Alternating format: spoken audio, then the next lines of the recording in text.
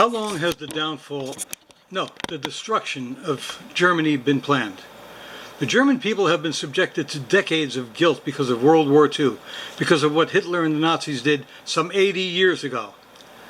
This collective guilt, which they have apparently never been allowed to feel they have been redeemed and freed themselves from, has led to their acceptance of Angela Merkel's importation of Muslim immigrants for years now. This, despite the fact that those migrants, these so-called refugees, show their hostility to Germany, Germans, German laws, and German culture almost as soon as they arrive. Germans have been conditioned since 1945 to feel that they are unworthy, despite their having rebuilt their nation from the ashes it had been turned into by 1945. Thus, they are hesitant to speak out against other races, blacks from Africa and Middle Eastern people, all of whom happen to be Muslims, for fear of being racist, and of being tagged as racists by the media and or the rest of the world. So even though those refugees come in and have been responsible for a drastic increase in violent crime, not just rape, by the way, which tops the list, civil unrest, unreasonable demands that the country has taken them in, keeps giving into, such as demands for better housing, at German taxpayer expense, of course, halal food while they were in camps awaiting distribution across the country or even across Europe. Until now, the prevailing wisdom had been, beggars can't be choosers, but not with these arrogant, demanding scum. Oh, and refusing to work, preferring to live off the government, that is, the German people. Even the few times that they are incarcerated, these human vermin demand halal food, prayer rooms, prayer times, and because of them, guards are unable to listen to music of their choice. Basically, the inmates are allowed to run the asylum. Sadly, this also happens at Guantanamo, as our kiss-ass politicians have ordered the military to give in to these same demands there. Excuse me, but when you've been thrown into prison for crimes you committed, shouldn't you lose any special rights and any of your special demands be ignored and denied? Back in the 1950s, a lot of people don't know this, the Grand Mufti, or whatever title that Islamic tyrant had, declared that Muslims should migrate to Europe and over time overwhelm the local native population through marriage. Islam allows for polygamy, and Muslims have as many children as welfare queens in the United States do. So the plan was eventually to conquer all of Europe, quote, through the bellies of their daughters, unquote. And more recently, Erdogan, the Turkish dictator, renewed that call. It is for that purpose that Erdogan has been trying to get Turkey admitted to the EU since the latter's inception, so that Muslims could pour into Europe without having to worry about things like passports and visas and vetting. Great strategy when you think of it. A quiet invasion that, once it had succeeded in infiltrating all the nations making up the EU, could conquer it with two tactics. One, through intermarriage and conversion, forced or otherwise, and the Muslim moles that would have been placed there or born there and raised to hate the country they were born in could take up arms and attack the native population as they did centuries ago. A sad fact of civilization is that the more a nation or an empire becomes civilized, the softer it gets. I believe it was historian Will Durant who said of the Persian Empire, which Alexander the Great put an end to after centuries, that it was like going up the stairs in wooden shoes and coming down in silk slippers. Civilized people are generally softer because they have had most of any meanness in them bred out of them through their lives of relative comfort. The masses of these civilizations become less protective of their freedoms, allowing their leaders to slowly but surely strip them of one freedom after another, under the guise of the common good. And since the loss of these freedoms are sweetened with promises, false ones of course, freedoms, the people generally accept these losses. Something their ancestors maybe even only one generation ago would have refused to accept. Examples in the United States are the Patriot Act and the consolidation of power into one big bureaucratic agency called Homeland Security. The first of which I admit I was guilty of not opposing when it was first created because I still held a naive belief that it was necessary and that they would not overstep their bounds as promised by our political leadership, led by George Bush, but supported by Democrats and the traitorous rhinos.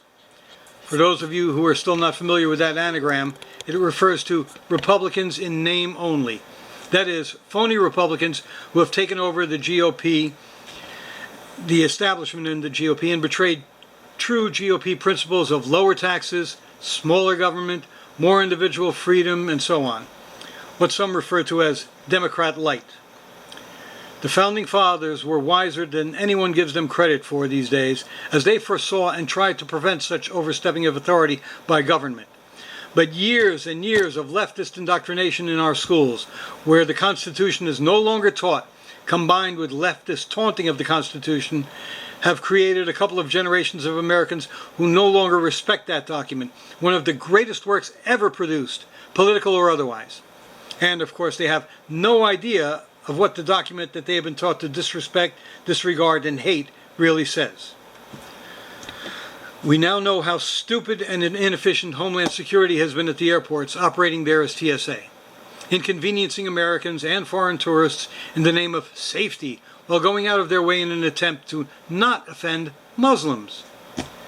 Israel has been dealing with Islamic terrorism almost since the day it was reborn in 1947. They do not put travelers through the bullshit TSA inflicts on people here.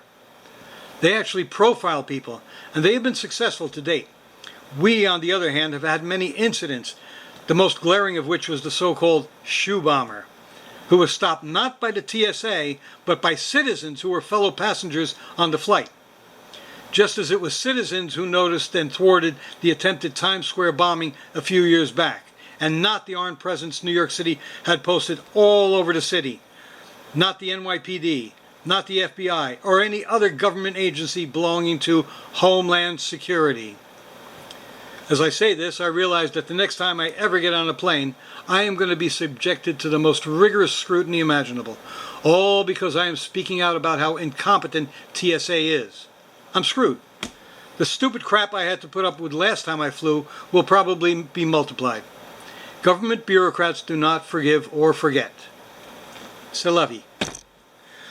But back to Germany, while it still exists. Why is Merkel allowing this invasion? Why is she bending over backwards to protect Muslims from the consequences of their actions against the German people? For that matter, why are all the politicians of the EU and individual nation states which make it up doing the same thing? Sweden used to be one of the most peaceful, desirable places in which to live. But now, under the crushing influx of Muslim savages, Sweden has the dubious title of rape capital of Europe. Why have Swedish politicians allowed this? The Swedish people, having lived too long in peace and prosperity, and without the need for being aggressive, have become too soft, and Islam is taking full advantage of this fact. The same is happening all over the EU. Italy, Greece, France, Spain. These countries are struggling under the financial burden these Muslim invaders have brought to them. And having lived for so long in peace, they are afraid and unable to resist. Their nationalism, their culture, their prosperity, at least in those nations that had it, are all under attack. And they are under the traitors who lead the individual nations who lead the EU, crumbling with a whimper. A judge in Germany released a Muslim who had raped a 9-year-old boy in a pool, giving the perverted, sick, twisted reason for his decision that the Muslim was from another culture and probably did not know that child did not want to be raped. What the fuck? Whatever happened to ignorance of the law is no excuse, which all non-Muslims seem to be held to everywhere in the world? Whatever happened to common decency? Caring for the welfare of a child? That judge deserves to get raped by migrants in his own home, as he watches his family also get raped. Angry? You bet your ass I'm angry. Switzerland is one nation that stands out as refusing to allow Islamists to dictate what happens in their country. Japan prohibits Islam outright. Poland is the European nation that has the least number of crimes, violent or otherwise, throughout Europe, and only because they have refused to accept the refugees Merkel and the EU have forced down the throats of most other European nations. This invasion, disguised as an exodus of, quote, refugees, unquote, began with the photo of a child who was supposedly drowned while trying to get to Europe. First off, I never believed that photo was a true representation of what was being claimed. I would not be surprised if Muslims had purposely drowned that child to pull at the heartstrings of gullible Europeans, Americans, and Australians. The Palestinians, Arabs really, but living in an area called Palestine, and thus calling themselves Palestinians, have for years been fabricating videos purportedly showing Israeli aggression against, quote, innocent Palestinians, unquote, who actually start things by throwing rocks or Molotov cocktails at Israeli soldiers. The phoniness of these videos have been proven. Check out YouTube videos showing proof of the bullshit. I believe the video of the drowned child also falls into that category. After all, Islam has had great success with their phony videos. Why would they not continue to use them? The sacrifice of a child means nothing to them. They treat their children worse than cattle. Again, look up videos on YouTube showing Islamic teachers beating the crap out of students, of imams explaining how to properly beat your wife, and so on. These are a brutal people, and they will stop at nothing to bring their brutality to the rest of the world in an attempt to turn us all into backward savages like them. The only science they respect and follow is science having to do with the creation of weapons of war. This brings me to another theory of mine. Why would politicians anywhere in the world, in non-Muslim nations, want to import these savages and inflict Islam and its brutal enforcement arm, Sharia, on their nations? Most politicians everywhere want power. They can't really grab and implement power unless they have a docile, willing populace. At least, not without a lot of killing and brutality. Something our Second Amendment has kept from happening here, and that's why big government types hate it and want to do away with it. Religion has historically been used as a method of control all over the world. Mostly it was used to keep people moral and law-abiding. No need to get into particulars about that here. But Islam is different. Its very name means, quote, submission, unquote. That's a clue right there, folks. So why would leaders of free nations want to import such a system to their countries? For the same reasons they have allowed illegals to enter the USA for far too long. People from these third world nations are more likely to cower before governments, because that is how they have been conditioned in their native lands. A docile populace used to being obedient is a lot easier to control and manipulate than people who are used to individual freedoms, less government interference. And those last are a dying breed, thanks to the indoctrination given in government, that is public, schools these days. Instead of instilling pride in the nation, those schools have become propaganda mills for obeying government in the name of the public good. No need for me to get into details here. That can be a subject all its own some other time. But bringing in Muslims, people who are indoctrinated from birth to obey, to live their miserable lives according to the dictates of a select few. The pigs of Animal Farm have morphed into the imams of Islam. And having them inflict those same backwards beliefs onto the rest of the world ensures that the whole world will be made up of submissive sheeple. And the bankers of the world, the globalists, how do they think they can still keep control? Same way the Rothschilds, did centuries ago in Europe. Finance leaders who are subservient to their needs and wants, or else finance revolutions to replace the disobedient political leaders not doing their bidding. Any imams who might object to them will be killed as, heretics. Even Saddam Hussein was, ostensibly, a Muslim. He would never have been able to gain or keep power otherwise, not in that area of the world. So these globalists will give lip service to Islam, will keep up a pretense of being devout Muslims. They'll all convert, just like a lot of rap stars are doing, just as a lot of celebrities are doing, just as some sports figures are doing. Madonna, she's a prime example. She sees the writing on the wall. She's part of the global elite, so she knows what's coming.